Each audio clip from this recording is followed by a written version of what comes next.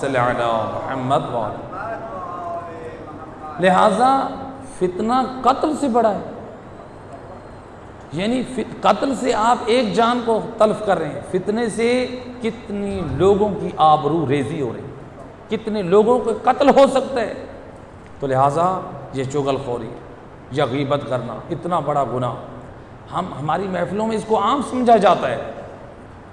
تفسیر قرآن منہج الصادقین میں نقل کرتے ہیں کہ ایک دن سید الرسل اپنے اصحاب کے ساتھ مسجد النبوی سے نکل کر آپ جا رہے تھے۔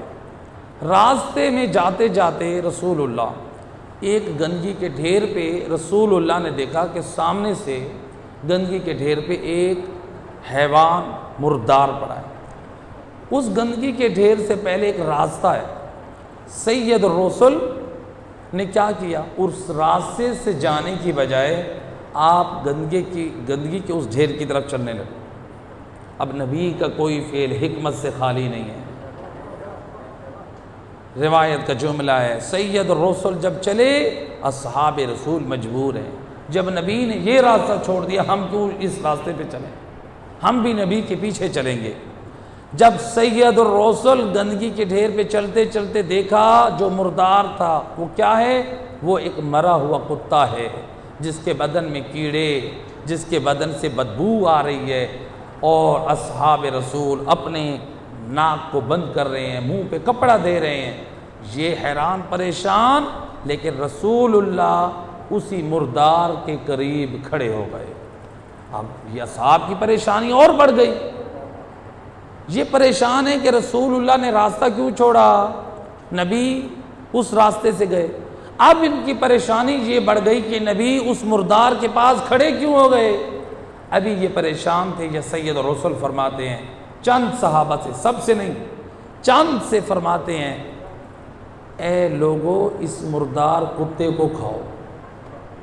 اللہ، اصحاب پریشان ہو گئے، یہ سید الرسل یہ کیا کہہ رہے ہیں، ہمیں خود رسول نے تعلیم دی کہ یہ کتا مردار یہ حرام اور نجس ہے، نبی آج راستہ بھی چھوڑ رہے ہیں، گندگی کے اوپر سے جا رہے ہیں اور اس کے پاس ٹھہر کے کہہ رہے ہیں کہ اس کتے کو کھاؤ۔ اصحاب پریشان، یا رسول اللہ آپ کی تعلیم ہے کہ یہ مردار ہے، یہ نجس العین ہے، یہ حرام ہے، آج ہمیں یہ کہہ رہے ہیں۔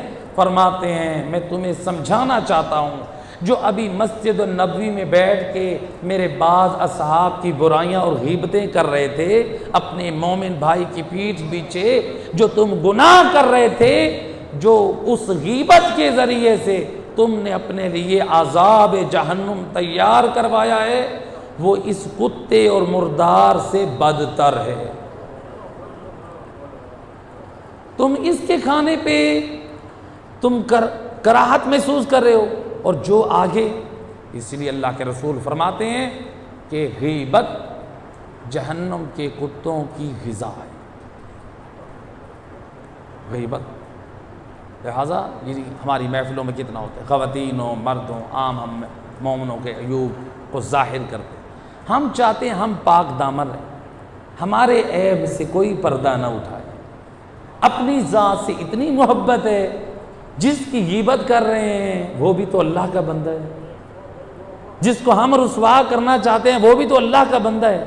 جب اللہ میرے اور آپ کے عیبوں پہ پردہ ڈال رہا ہے، اللہ کے اسی فضل سے سیکھ لیں کہ جب اللہ ہمارے عیبوں پہ پردہ ڈال رہا ہے، ہم بھی مومن بھائی کے عیبوں پہ پردہ ڈالیں۔